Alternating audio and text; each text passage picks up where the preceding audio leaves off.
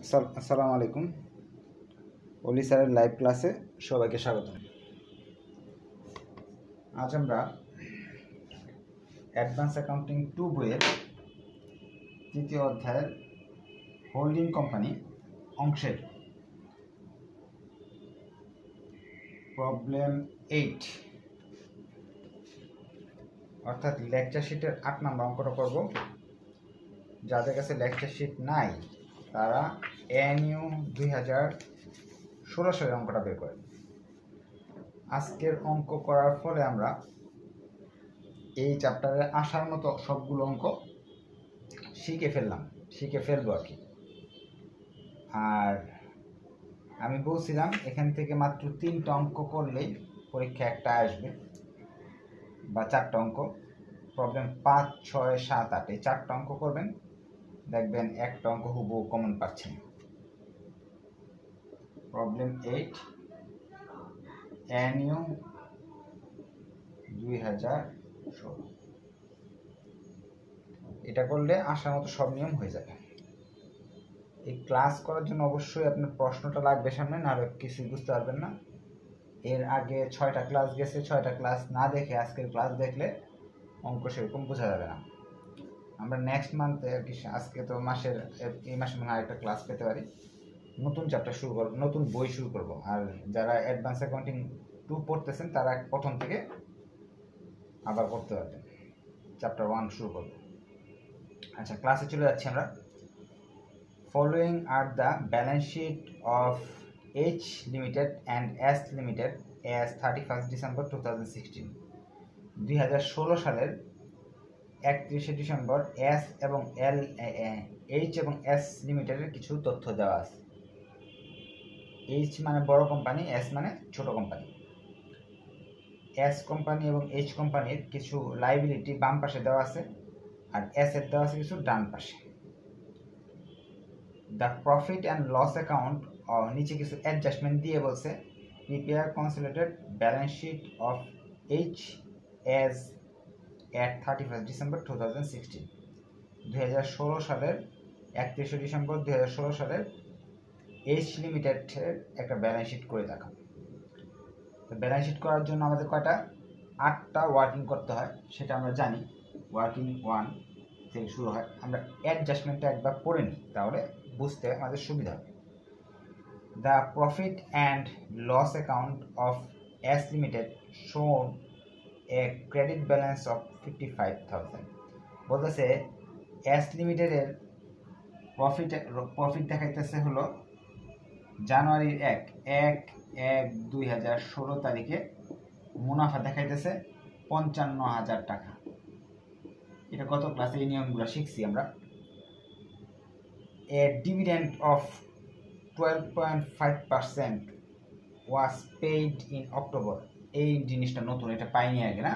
ডিভিডেন্টের কথা বলা হইতেছে 12.5%, এটা আবার অক্টোবরে দিছি।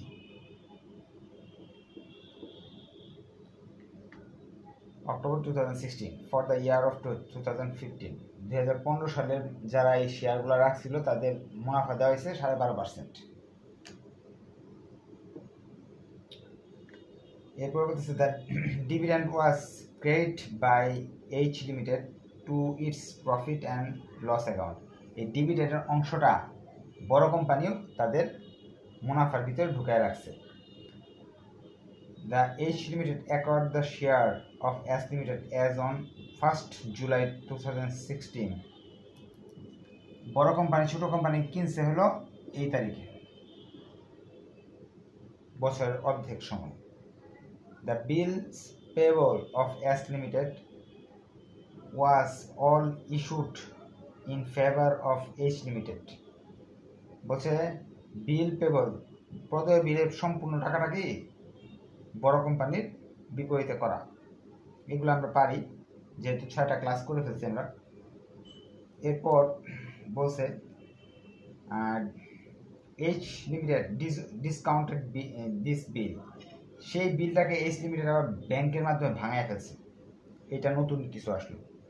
Include in the credit of S limited is the 24,000 for goods supplied by H Limited include in the stock of S Limited as goods of the value of taka 12,000 was which were supplied by H Limited and profit of 25% on cost. 24,000 টাকার মাল দুজনের মাঝে লেনদেন হয়েছিল, এর মাঝে 12,000 টাকার মাল বর্তমানে আছে, যেটার ভিতর 25% লাভও আছে। এই ধরনের সমন্বয় আমরা গত ক্লাসে শিখতে পারছি। The fixed assets of S Limited are undervalued by 10,000. S Limited এর সম্পদকে 10,000 টাকা কম ধরা হয়েছে। এই ধরনের অ্যাডজাস্টমেন্টও গত ক্লাসে আমরা শিখতে পারছি। আচ্ছা, তাহলে ক্লাস আমরা অঙ্ক শুরু করে দিই, সমন্বয়গুলো নিয়ে, অ্যাডজাস্টমেন্টগুলো নিয়ে, আবার অঙ্কের মাঝখানে আমরা আলোচনা করব।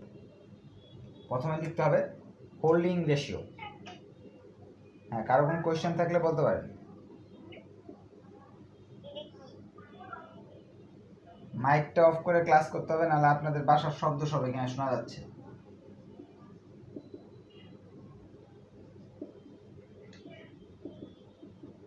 হোল্ডিং রেশিও বের করার নিয়ম কি? মোট শেয়ারগুলো আমাদের জানতে হবে।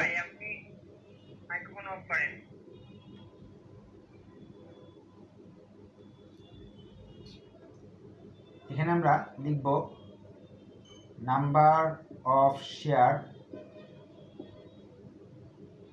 S Limited। S Limited শেয়ারের সংখ্যা 2 লক্ষ শেয়ার আছে, এক একটার দাম হলো 100 টাকা। তো শেয়ার সংখ্যা কত হলো? 2000। এই 2000 শেয়ারের মাঝে H Limited 1500 শেয়ার কিনছে, আমরা ব্যালেন্স শিটের ডান পাশে দেখতে পাচ্ছি বা অ্যাসেট পাশে দেখতে পাচ্ছি। 1500 শেয়ার কিনছে S Limited কাছ থেকে 2,40,000 টাকা দিয়ে। 1500 শেয়ার যদি বড় কোম্পানি কিনে দেয়, তো ছোট কোম্পানির ভাগের হলো কত? 500 শেয়ার। তাহলে অনুপাতটা হলো 3:1। যেহেতু শেষ ক্লাস, আমরা এটা নিয়ে আর বিস্তারিত আলোচনা করতেছি না, এগুলো তো আপনারা বুঝেন।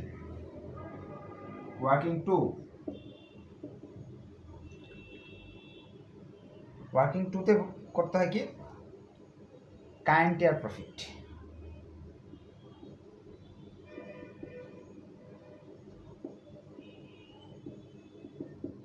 কারেন্ট ইয়ার প্রফিট বের করতে হলে আমার যে ব্যালেন্স শিটে দেখতে হবে তাদের প্রফিট অ্যান্ড লস কত দেওয়া আছে। প্রফিট অ্যান্ড লস 90,000 টাকা দেওয়া আছে। প্রফিট অ্যান্ড লস 90,000 টাকা দেওয়া।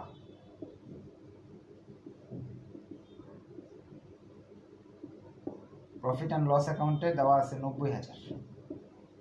ছোট কোম্পানির কিন্তু সব হিসাব আমরা করতেছি। ছোট কোম্পানির প্রফিট অ্যান্ড লস 90,000 দেওয়া আছে। এখন আমার জানতে হবে যে জানুয়ারির 1 তারিখ আমাদের প্রফিট অ্যান্ড লস কত ছিল? 55,000 টাকা। বিগিনিং বা ওপেনিং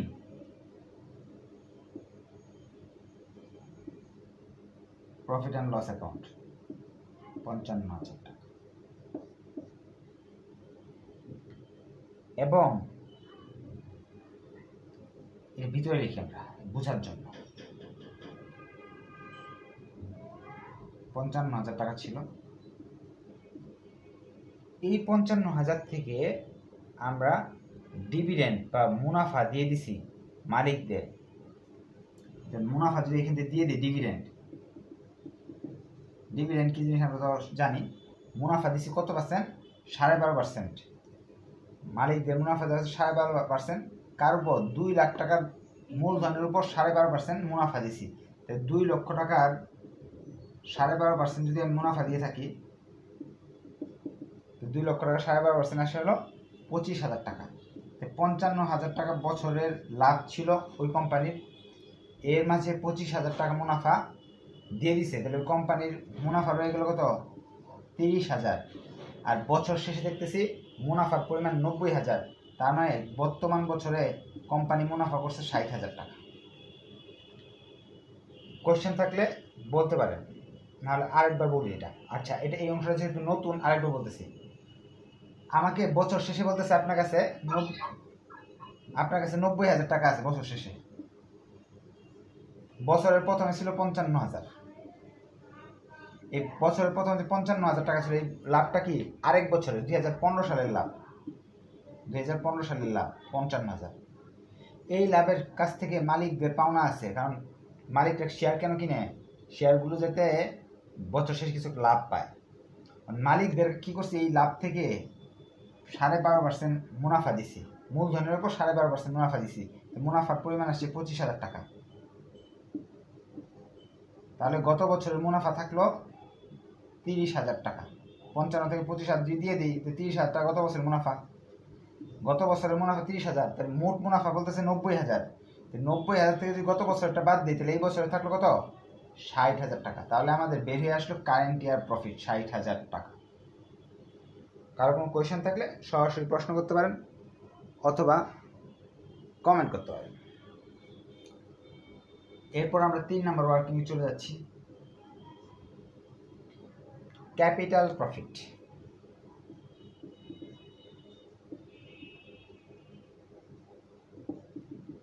ক্যাপিটাল প্রফিট করার জন্য আমাকে জেনারেল রিজার্ভ আনতে হবে। ফার্স্টে আমরা এটা জানি, জেনারেল রিজার্ভ। জেনারেল রিজার্ভ ছোট কোম্পানিটা দেওয়া আছে 70,000 টাকা। আমাদের আনতে হবে এই গত বছরের যে মুনাফা কোম্পানি আছে সেই মুনাফার অংশটা নিয়ে আসতে হবে। প্রফিট অ্যান্ড লস গত বছরের 30,000 টাকা। আর এখানে ক্যাপিটাল প্রফিট মানে কি? দীর্ঘমেয়াদী মুনাফা হয়েছে, যে নিয়মিত মুনাফা না। আমরা যে একটা অ্যাডজাস্টমেন্টে লেখছে ফিক্সড অ্যাসেটের দাম আমরা কম ধরছি ওই কোম্পানির, আসলে ফিক্সড অ্যাসেট বেশি আছে। ধরেন ফিক্সড অ্যাসেট আছে হলো 2,30,000 টাকা, কিন্তু আমরা বললাম না এত টাকা না, এটার দাম 2,20,000, 10,000 টাকা কম ধরে নিলাম, এই 10,000 টাকা কিন্তু মুনাফা হয় আমাদের। তাহলে এই under value of fixed assets আমাদের কি অতিরিক্ত মুনাফা। এটা কিন্তু আমরা আগে করছিলাম। Fixed assets under value.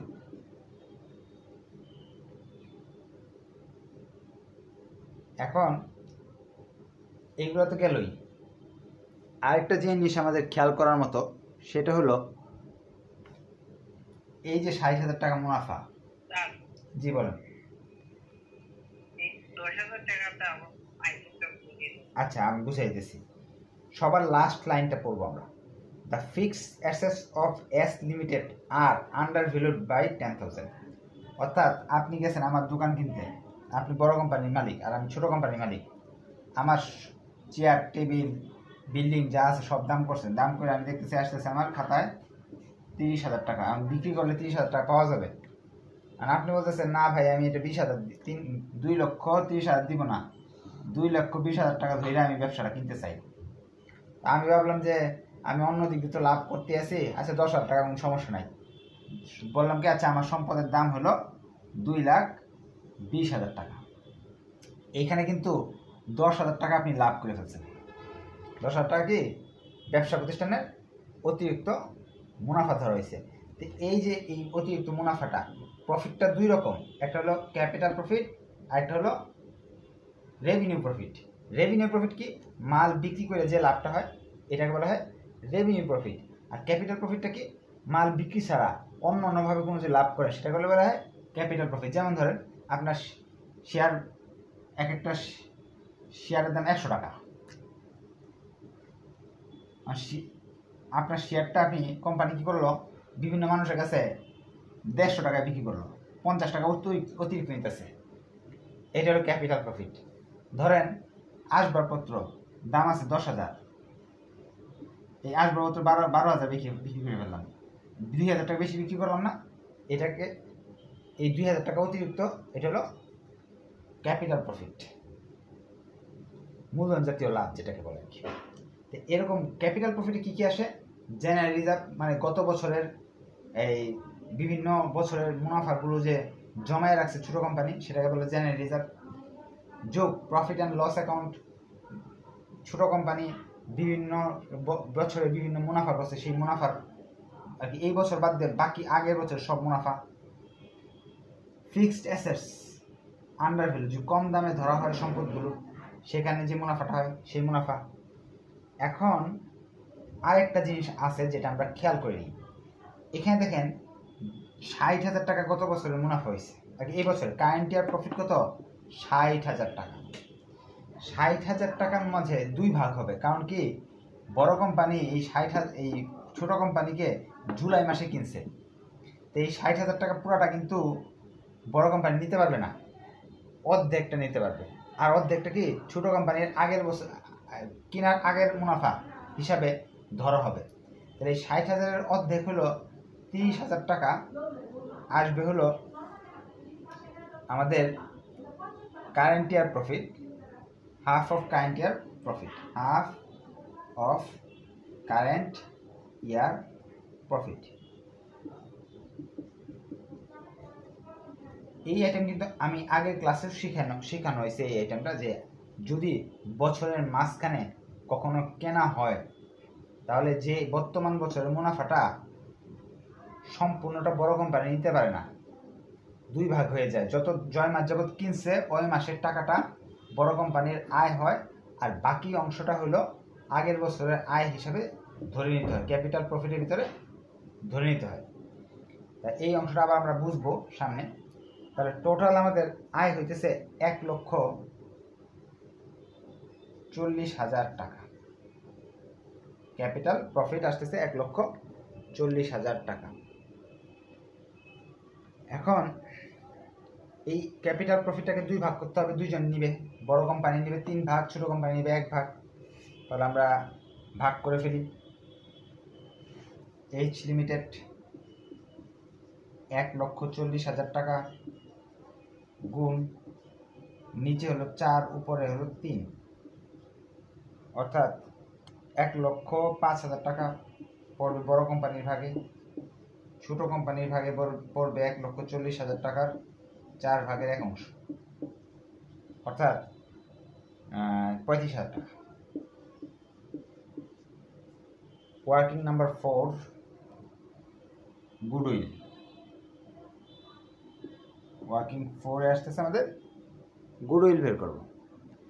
Goodwill বের করার জন্য আমাদের গুডউইল বা ক্যাপিটাল রিজার্ভ, গুডউইল অথবা ক্যাপিটাল রিজার্ভ, গুডউইল বের করার জন্য আমাকে কি করতে হবে? আগে কি আমরা পাইলাম, বড় কোম্পানি কি পাইলো? 1,500 শেয়ার পাইলো, এক একটার দাম হলো 100 টাকা করে, 1.5 লক্ষ টাকার শেয়ার পাইলো। এরপরে পাইলো ক্যাপিটাল প্রফিট পাইলো, ওয়ার্কিং 3-এ আছে 1,05,000 টাকা। আরো একটা জিনিস পাইছে, ডিভিডেন্ড পাইছে। ডিভিডেন্ড পেয়ে গেছে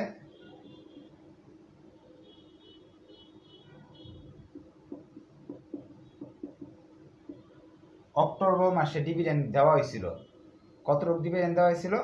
আমরা 25,000 টাকা ডিভিডেন্ড দেওয়া হয়েছিল অক্টোবর মাসে। এটা প্রশ্নে বলা আছে, আমরা এখানে লিখে রাখছিলাম। তো আমি কিনছি কি মাসে? জুলাই মাসে। তো অক্টোবর মাসে যদি ডিভিডেন্ড দেওয়া হয় তাহলে আমি নিশ্চয়ই ডিভিডেন্ডটা পাইছি, কারণ জুলাইয়ের পর থেকে তো আমি সব টাকা পাইছি। তো জুলাই মাসে এই অক্টোবর মাসে ডিভিডেন্ড দেওয়া হয়েছে কত হাজার টাকা? 25,000 টাকা। আমি কতটুকু পাবো? আমি পাবো 3 অংশ। ডিভিডেন্ডে কোম্পানিতে ডিভিডেন্ড দিছে হলো 25,000 টাকা, এর মাঝে আমি 3 অংশ নিয়ে নিব। এটাও কিন্তু আমি পাইছি কোম্পানি কেনার ফলে 18,750, 2,73,750 টাকার জিনিস পাইছি। আমার পকেট থেকে টাকা কত গেছে? আমার পকেট থেকে টাকা গেছে 2,40,000। ডান অ্যাসেট পাশে দেওয়া আছে ইনভেস্টমেন্ট নামে, কস্ট 2,40,000। বাড়তি পাইলাম কি জিনিস? 73,750 টাকা। এটার নাম হলো ক্যাপিটাল রিজার্ভ, কারণ লাভ হয়েছে আমার। লস হলে কি হইতো? গুডউইল নামে যেত। আপনাদের টেনশনের কোনো কারণ নাই, এই অঙ্কটা গত বছর 2019 সালে চলে আসছে, তার মানে এত কঠিন অঙ্ক আসবে না। কিন্তু এখান থেকে অনেক নিয়ম শেখা যাবে, যে নিয়মগুলো দিয়ে এই নিয়ম ভিত্তিক অঙ্ক আসবে। হুবহু উক্ত অঙ্ক নাও আসতে পারে, এই জন্য আপনাদের করানো হচ্ছে। এরপর ওয়ার্কিং 5 4 পর্যন্ত কোন কোয়েশ্চেন থাকলে বলতে পারেন। রেভিনিউ প্রফিট,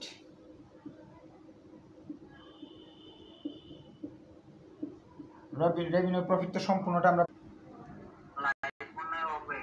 হ্যাঁ লাইভটা অফ হয়ে গেছে, হ্যাঁ আবার আসছি। আচ্ছা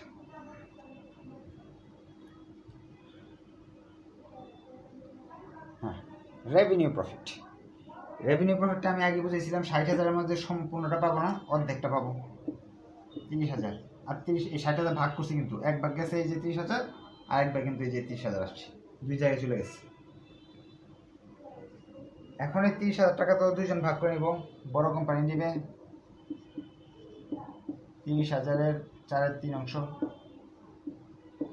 ছোট কোম্পানি নিবে 30,000-এর 4/1 অংশ, অর্থাৎ 22,500 আর 7,500।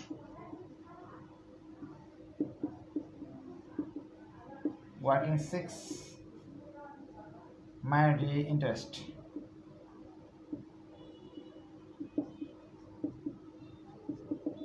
মাইনরিটি ইন্টারেস্ট হলো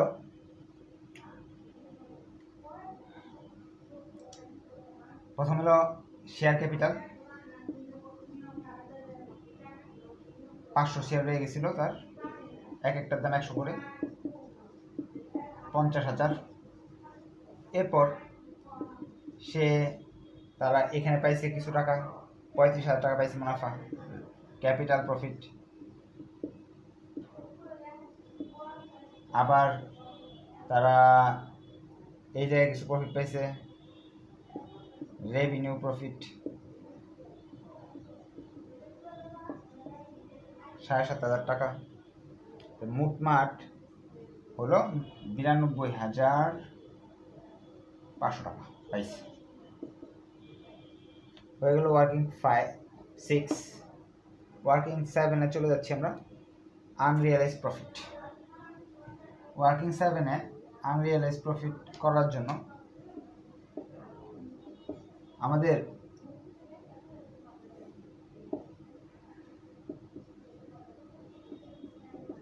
$24,000 টাকা মাল বিক্রি করছিল, যেগুলোর মাঝে মাত্র 12,000 টাকার পণ্য স্টকের ভিতর আছে।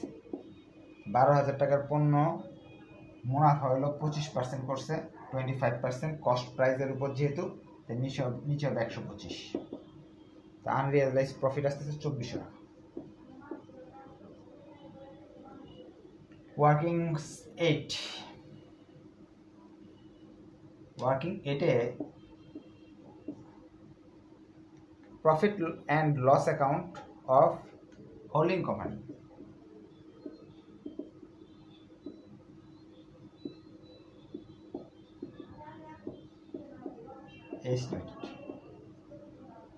তাহলে এটা ব্যালেন্স দেওয়া ছিল, ব্যালেন্স শিট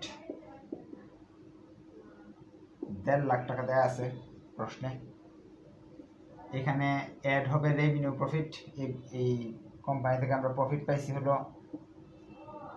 30,000 টাকা, এবং আমরা সাধারণত এর আগের অঙ্ক আমরা এই আনরিয়েলাইজ প্রফিটটা বাদ দিছিলাম, এছাড়া আর কোনো কিছু আমাদের আসছিল না। এখন এইখানে একটা জিনিস সুন্দর করে বলা হয়েছে, ডিভিডেন্ডের অ্যাডজাস্টমেন্টে চলে যাচ্ছি আমরা। A dividend of 12.5% was paid in October. October মাসে ডিভিডেন্ড দেওয়া হয়েছিল 2016 for the year of 2015। October 2016 সালের মুনাফার পরিমাণ ছিল ডিভিডেন্ড দেওয়া হয়েছিল 12.5%, যা 2015 সালেরটা। The dividend was credited by H Limited to its profit and loss account। এই যে 1.5 লাখ টাকার ভিতরে ডিভিডেন্ডের টাকাটা যুক্ত আছে, কিন্তু ডিভিডেন্ডের টাকাটা আমি তো এখানে ধরছি, গুডউইল হিসেবে ধরে ফেলছি। যেহেতু আমি গুডউইল হিসেবে এখানে ধরে ফেলছি, তাহলে এই প্রফিট অ্যান্ড লস অ্যাকাউন্টে এটা দেখানো যাবে না। তাহলে প্রফিট অ্যান্ড লস অ্যাকাউন্ট থেকে কমে গেল আর গুডউইল বের করতে যে রিজার্ভ বের করতে যে যে জায়গায় যায় ওই জায়গায় বেড়ে গেল। তাহলে আমাদের কি এরকম দেওয়া থাকে যদি ডিভিডেন্ড একটার ভিতরে, তাহলে এখান থেকে বাদ দিয়ে দেবো, এখানে যোগ করে দিব। যদি কোনো কোয়েশ্চেন থাকে তাহলে অবশ্যই প্রশ্ন করতে পারেন, কারণ আমাদের অ্যাডজাস্টমেন্ট করা শেষ। এখন আমরা ব্যালেন্স শিটে চলে যাব। ব্যালেন্স শিটের জন্য এটা মুছে ফেললাম।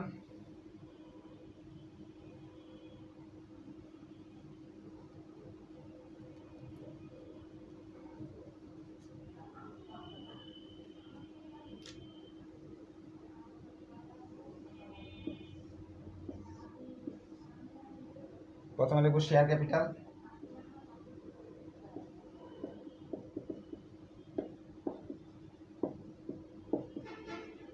শেয়ার ক্যাপিটাল বড় কোম্পানিটা 5 লাখ, ও টাইটেল দিই না, এটার টাইটেল কমন স্টক 5 লাখ। এরপর হলো reserve and surplus. Reserve and সারপ্লাসে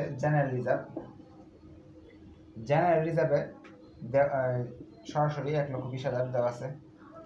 এরপরে আমরা আনবো হলো প্রফিট অ্যান্ড লস অ্যাকাউন্ট। এটা ওয়ার্কিং আর্টের মাধ্যমে আমরা যা পাইছি তাই নিয়ে আসবো। 1,51,350 টাকা। এই পর্যন্ত শান্তি মতো করা যায় অঙ্কটা। এরপরে কারেন্ট লাইবিলিটিতে ঝামেলাটা শুরু হয়, কিন্তু এই অংশটা কিন্তু আমরা ওয়ার্কিংয়ে করে নিছি, এই জন্য এই জায়গায় কোনো আর বাড়তি ঝামেলা থাকে না। কারেন্ট লাইবিলিটি করতে গেলাম, ফার্স্টে আমরা অ্যাকাউন্টস পেয়েবল বা ক্রেডিটর্স লিখতে হবে।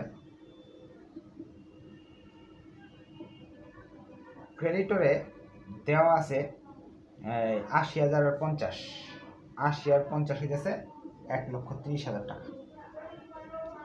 এখানে সমন্বয় বলা আছে 24,000 টাকার ক্রেডিটর দুইটার সাথে মিলিত, যে include in the creditors of S limited is 24,000 of goods supply by H limited. 24,000 টাকার পাওনাদার কি আছে, এইচ এর ভিতরে আছে আর কি দুই কোম্পানিতে, এটা বলে কি ইন্টার ট্রানজেকশন। তাহলে এখানে অ্যাকাউন্ট রিসিভেবলটাও লিখে ফেলি, বা ডেপ্টর্স কারেন্ট ডেপ্টর্সের মান প্রশ্নে দেওয়া আছে 30,000 আর 75,000, টোটাল আসতেছে 30 আর 75।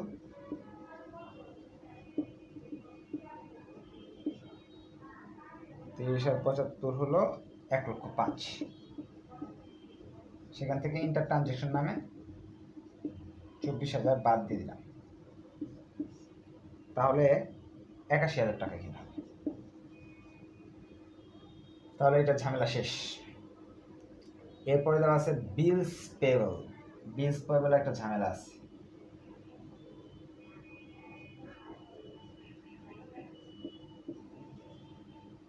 বিলস পেয়েবলে ছোট কোম্পানির দেওয়া আছে 40,000 টাকা, বড় কোম্পানির দেয়া নাই।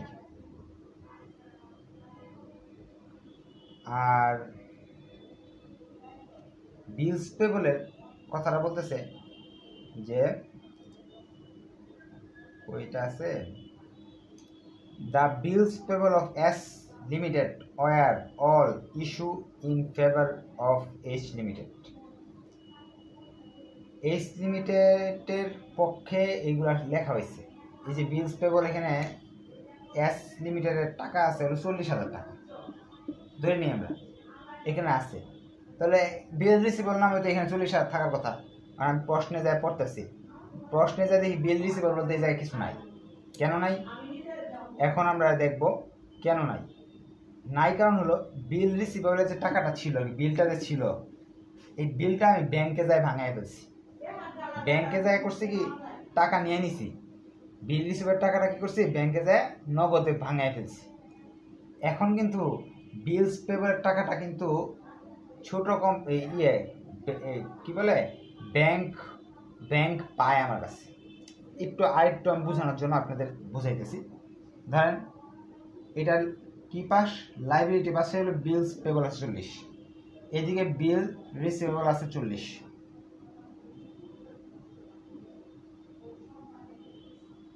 এখন তো আগের বার কি করতাম, একজনেরটা একজন থাকে, তাহলে কি করতাম ইন্টার ট্রানজেকশন করে বাদ দিয়ে দিতাম।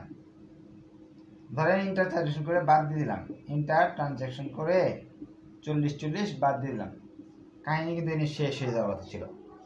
শেষ, এটা তো আপনারা বুঝছেন।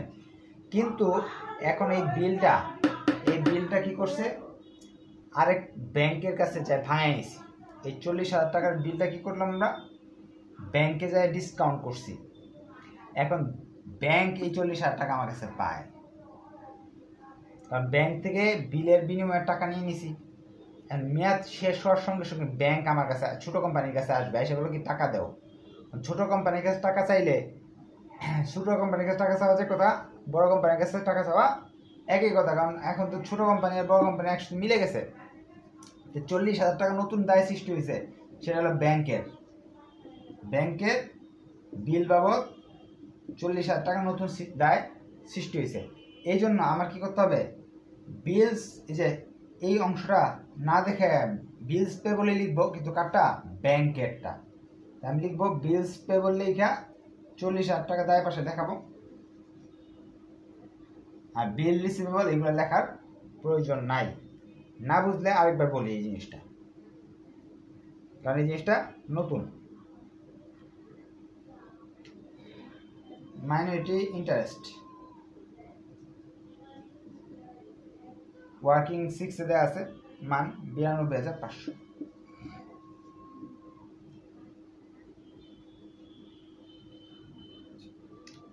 ক্যাপিটাল রিজার্ভ ছিল অঙ্কে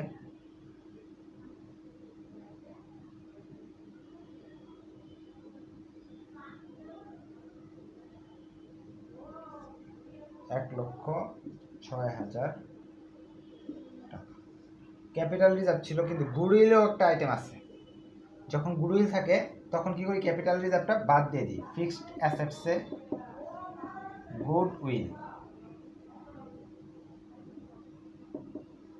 গুডউইল বাবদ দেওয়া আছে, দুইটা মিলে 60,000 40,000 মিলে 1,00,000 টাকা। ক্যাপিটাল রিজার্ভটা এখানে দেখানোর কথা ছিল, কিন্তু গুডউইল থাকলে আমাদের ক্যাপিটাল রিজার্ভটা এখান থেকে বাদ দিয়ে দিতে হবে। ক্যাপিটাল রিজার্ভ আমরা পাইছি ওয়ার্কিং 4-এ 33,750, তাহলে চলে আসলো 66,250 টাকা। এরপর ফিক্সড অ্যাসেট দেওয়া আছে, দুইটা মিলে আছে 5,80,000 টাকা। বড় আর ছোট মিলে আছে 5,80,000 টাকা। কিন্তু আমরা কিন্তু সম্পদের দাম 10,000 টাকা দাম কম ধরছি, আসলে বাস্তবে এই 10,000 টাকা কি আছে তো। তাহলে এখন যখন কিনা ফেলছি তখন এই আন্ডার ভ্যালুটা কি দেখায় দিব।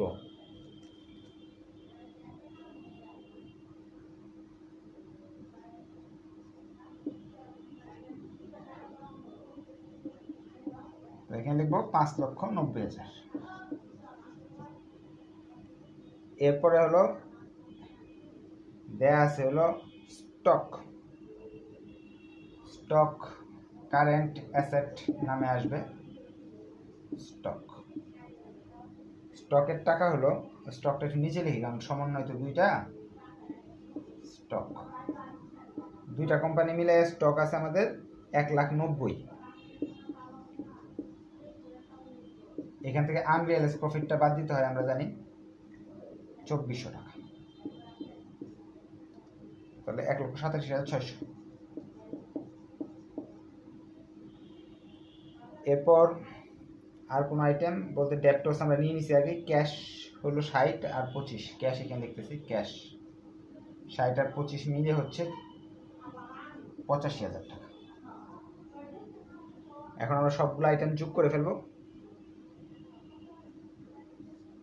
এদিকে যোগ করলে আসতেছে 10,09,850, এদিক দিয়ে যোগ করলে আসতেছে 10,09,850। দুই পাশে মিলে গেছে, অঙ্ক শেষ। কোনো জায়গায় যদি প্রশ্ন থাকে তাহলে সরাসরি প্রশ্ন করতে পারেন, আর প্রশ্ন তো খুব ভালো।